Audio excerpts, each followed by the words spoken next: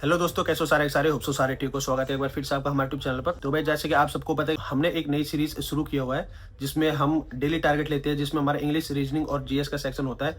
और हम कोशिश करते हैं कि हमारा जो पूरा सिलेबस है वो कवर करे जब तक हमारा एग्जाम होता है। ठीक है, जो मैं इस वीडियो को बना रहा हूँ ये इसलिए बना रहा हूँ ताकि हर किसी बच्चे की हेल्प हो सके और उसे एक बेटर गाइडेंस मिले। ये थोड़ा बहुत अपना एक्सपीरियंस है जो हम आप सबके साथ शेयर करते हैं कि हमें किस तरीके की गलती नहीं करनी चाहिए। ये जो टारगेट है ये आपको बहुत इंप्रूव करेगा। इस टारगेट में अपने मेन फोकस जो है वो रखना है अपने इंग्लिश में और अपने रीजनिंग के सेक्शन में। ठीक है, जो हमारा जीएस का सेक्शन है वो काफी वास्ट सिलेबस है भाई, सबको पता है कितना वास्ट सिलेबस है। तो आपको ज्यादा उस पर फोकस नहीं करना, आपका जो मेन फोकस रहना चाहिए वो रहना चाहिए हमारा इंग्लिश का सेक्शन और रीजनिंग का सेक्शन। अगर आपकी इसमें पकड़ अच्छी हो गई तो आपके 150 मार्क्स आपके हाथ में रहेंगे। ठीक है, अगर आपके 140 भी बनते हैं, ठीक, एक अंदाजा लगा रहा हूं मैं कि हाँ भाई इतने बन सकते हैं, तब आप अगर आप 15 भी ले आते हो, 20 भी ले आते हो, तो आपके 160 प्लस तो ऐसे हो जाते हैं। ठीक है, जो कि हमारे एसएससी स्टैनो में सी ग्रेड के लिए बहुत अच्छा स्कोर माना गया है। तो भाई मैं सबको ये बोलना चाहूंगा, जो भी बिगिनर है, चाहे जिसको 1 साल हो गया, 1.5 साल हो गया, आप हमारे साथ जुड़ सकते हो और डेली टारगेट कर सकते हो। क्योंकि देखो स्टूडेंट की लाइफ में ना मेन ये होता है कि कंसिस्टेंसी।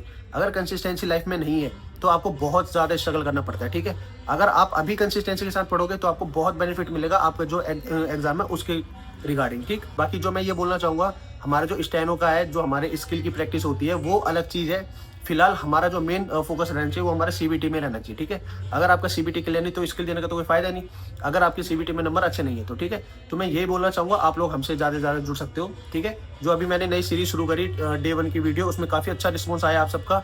और मैं एक चीज और बोलना चाहूंगा, जितने भी हमारे स्टूडेंट्स हैं वो भाई कमेंट में जरूर कमेंट किया करो अगर आपको किसी भी चीज का डाउट हो। ठीक है, मैं पूरी कोशिश करूंगा कि आपका जो भी डाउट हो वो क्लियर करूं। ठीक है, और आपने देखा होगा कि मैं हर किसी का रिप्लाई करने की पूरी कोशिश करता हूं। अगर बाय द वे कि मैं किसी का रिप्लाई नहीं कर पाता तो भाई उसके लिए माफी चाहूंगा।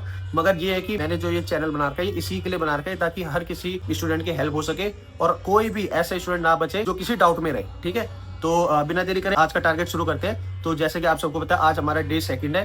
ठीक है, ये कोई 100 डेज का चैलेंज नहीं है, ये चैलेंज अपने से है और ये चैलेंज तब तक चलेगा जब तक हमारी जो एग्जाम डेट नहीं आ जाती, ये तब तक चलता रहेगा, चाहे वो फिर 200 दिन हो, 150 दिन हो, चाहे कितने भी डेज हो। ठीक है, तो बिना देरी करे शुरू करते हैं डे 2। तो भाई बिना देरी करे शुरू करते हैं। सबसे पहले बात करते हैं इंग्लिश की।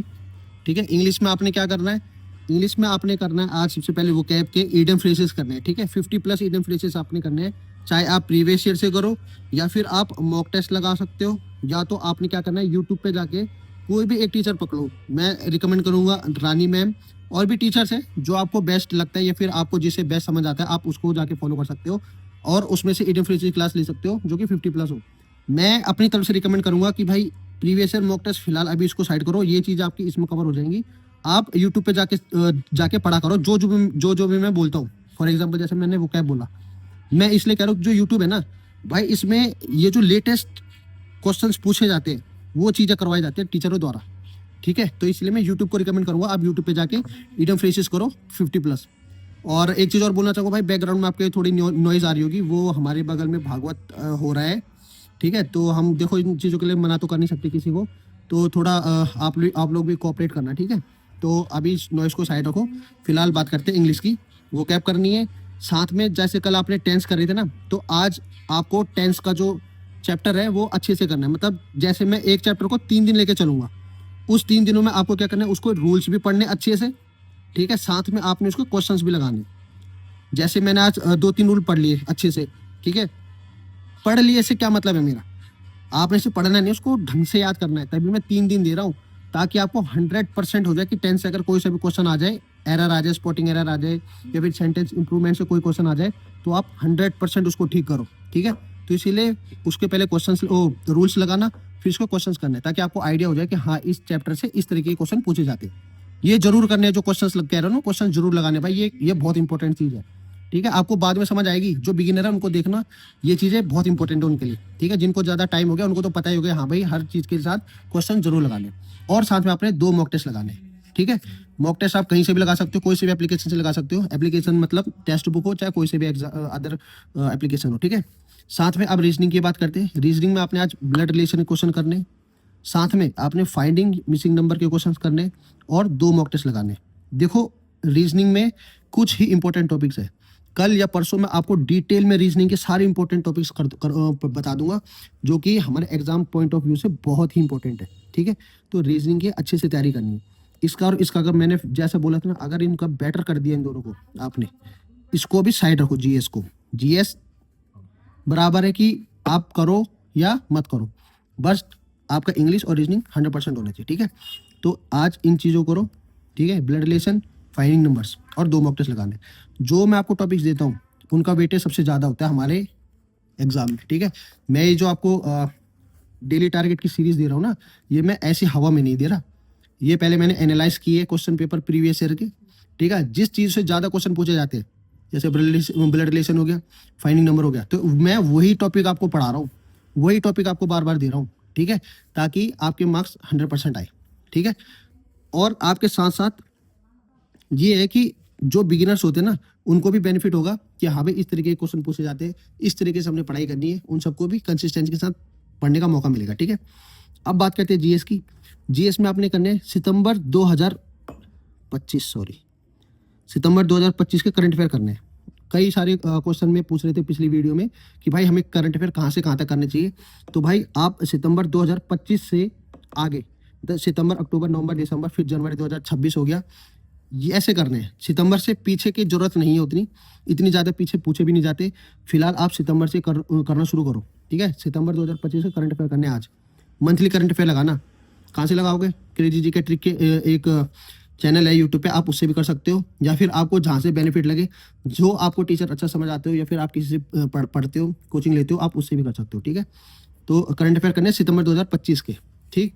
और साथ में आपने एंशिएंट हिस्ट्री के, जैसे बच्चों ने बोला था कि भाई टॉपिक का नाम भी दे दिया करो कि आप हमने कौन सा टॉपिक करना है। तो आज टॉपिक करना है आपने एंशिएंट हिस्ट्री का, इंडस वैली सिविलाइजेशन और वेद, ठीक है। जैसे ऋग्वेद, यजुर्वेद, अथर्ववेद, ठीक है, सामवेद, ये चीज़ें अच्छे से पढ़नी है। और इनके हो सके तो थोड़े थोड़े छोटे छोटे नोट्स बना लेना जो इंपॉर्टेंट है। बाकी मैं आपको ऐसी वीडियोज भी प्रोवाइड करा दूंगा, जैसे इंडस वैली सिविलाइजेशन में क्या क्या इंपॉर्टेंट है, वेद में क्या क्या इंपॉर्टेंट है, क्या क्या एग्जाम पॉइंट ऑफ व्यू से बहुत इंपॉर्टेंट है, वो उन चीज़ों की मैं धीरे धीरे वीडियो आपको प्रोवाइड कराता जाऊँगा, ठीक है। साथ में आज आपने क्या करना है, नेशनल पार्क्स पढ़ने, ठीक। नेशनल पार्क्स बहुत सारे हैं, आप कैसे याद करोगे? आज 20 कर लिए, कल 20 कर लिए, परसों 20 कर लिए, ऐसे करते करते आपको नेशनल पार्क्स कवर करने हैं, ठीक है।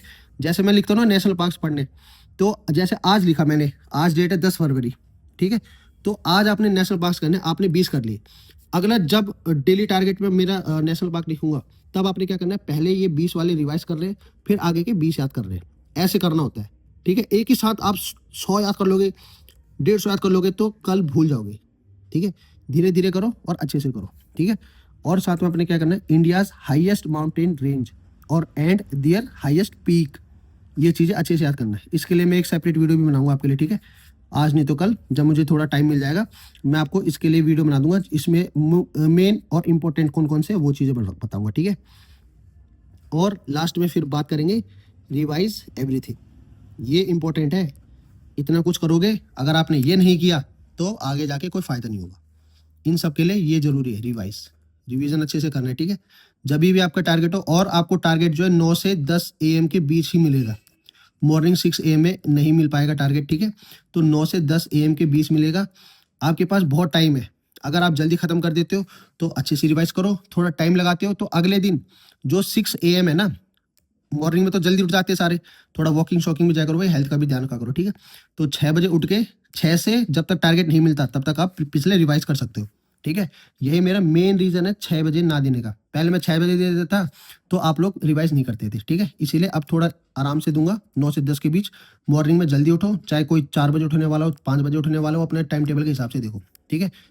6 बजे उठो, 6 बजे के बाद 9 बजे तक अपने रिवाइज करो, जो हमने जैसे कल किया था, जैसे डे 1 का था तो उस डे 1 को रिवाइज कर सकते हो, ठीक है। तो भाई ये आपका जो डेली टारगेट का डे 2 है, ये रहने वाला है, ठीक है। अब आपका जो मेन फोकस है वो आपका CBT 2026 के लिए होना चाहिए, ठीक है। बाकी सारी चीज़ें छोड़ दो, एक साल अपने लिए अच्छे से मेहनत, एक साल भी नहीं यार, 6 से 7 महीने की बात होती है। अभी नोटिफिकेशन देखने के लिए मिल जाएगा, और मेरे ख्याल से अगस्त में हमारा जो स्टेनो का एग्जाम है वो भी कंडक्ट करा दिया जाएगा, ठीक है। तो ज़्यादा टाइम है नहीं, अच्छे से तैयारी करो, और माइंड में ये रहना चाहिए कि 2026 में हमें एक गवर्नमेंट जॉब लेनी है और हमें एक गवर्नमेंट ऑफिसर बनना है, ठीक है। तो होप सो आप लोगों को वीडियो अच्छी लगी हो। अगर वीडियो अच्छी लगी तो लाइक शेयर सब्सक्राइब जरूर करना। मिलते हैं नेक्स्ट वीडियो में। थैंक्स।